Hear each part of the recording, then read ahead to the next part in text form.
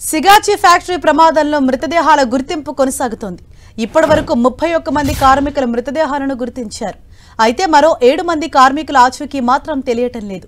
అటు ప్రమాదం జరిగిన స్థలంలో శిథిలాల ప్రక్రియ తొలగింపు వేగవంతమైంది. ఇప్పటివరకు డిఎన్ఏలతో సరిపోయిన మృతదేహాలను వారి కుటుంబ సభ్యులకు అప్పగించారు. తమ వాళ్ల ఆచూకీ తెలియని బాధిత కుటుంబాలు ఫ్యాక్టరీ ఎదుట ఆందోళనకు దిగాయి. తమ వాళ్ల జాడ కనిపెట్టాలని వారంతా డిమాండ్ చేస్తున్నారు.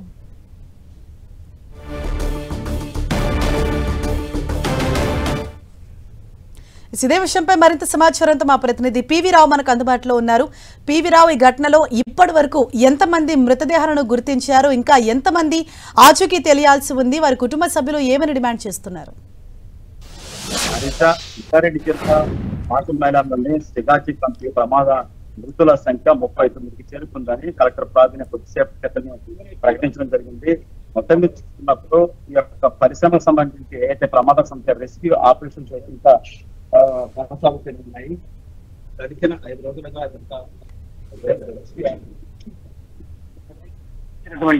మృతదేహాలు అదేవిధంగా శరీర భాగాలను తీసుకెళ్లేసి ప్రభుత్వ ఆసుపత్రిలో డిఎన్ఏ పరీక్షల ద్వారా నిర్ధారించి వారి స్వగ్రామాలకు మృతదేహాలను తరలిస్తూ ఉన్నారు. ఒకవైపు నిన్న ఏదైతే నిపుణుల కమిటీ రాష్ట్ర ప్రభుత్వం వేసిందో ఆ నిపుణుల కమిటీ వచ్చేసి కూడా మొత్తం పరిశీలించి 3 గంటల సేపు పరిశీలించి వెళ్ళింది. అసలు ప్రమాదంలో ఏం జరిగింది, దానిపై ఆ యాజమాన్య ప్రతినిధులను అధికారులను ఆరా తీసింది నిపుణుల బృందం. అదేవిధంగా పేలుడు తర్వాత సేఫ్టీ వాళ్ళు పనిచేయలేదని కూడా నిపుణులు అనుమానం వ్యక్తం చేశారు. అసలు పరిశ్రమలో తయారీకి తీసుకున్న అనుమతి ఏంటి, తయారు చేస్తుంది ఏంటి అన్న కోణంలో కూడా విచారణ చేశారు. హరీష, పరిశ్రమ ఏర్పాటు చేసి 30 ఏళ్ళు అవుతుంది కదా, ఇప్పటి వరకు యంత్రాలను ఎప్పుడెప్పుడు మార్చిన అధునాతనమైనా ఇంపోర్ట్ చేసుకునేవైనా అవన్నీ కూడా ఆ కోణంలో కూడా ఎంక్వైరీ చేయడం జరిగింది. హరీష, ఇక పరిశ్రమ పేలుడు ఘటన జిల్లా కలెక్టర్ కొద్దిసేపటి క్రితం ఒక ప్రకటన విడుదల చేశారు.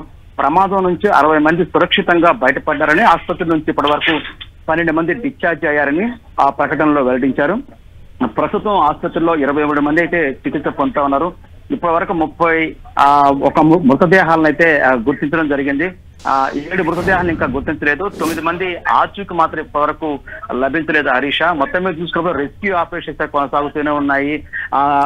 మొత్తం ఆ భవనం శిథిలాలను మొత్తం కూడా ఎప్పటికప్పుడు తీసుకెళ్లే గ్రౌండ్ లో అక్కడ పోస్తూ ఉన్నారు. అక్కడ కొన్ని ఆనవాళ్ళ ప్రకారం కూడా ఎవరు చనిపోయారు నిర్ధారించేందుకు కూడా అధికార యంత్రాంగం ప్రయత్నాలు చేస్తా ఉంది. మొత్తం మీద చూసుకున్నప్పుడు 5వ రోజు కూడా రెస్క్యూ ఆపరేషన్లు కంటిన్యూ అవుతూనే ఉన్నాయి. మనం చూస్తున్నాం.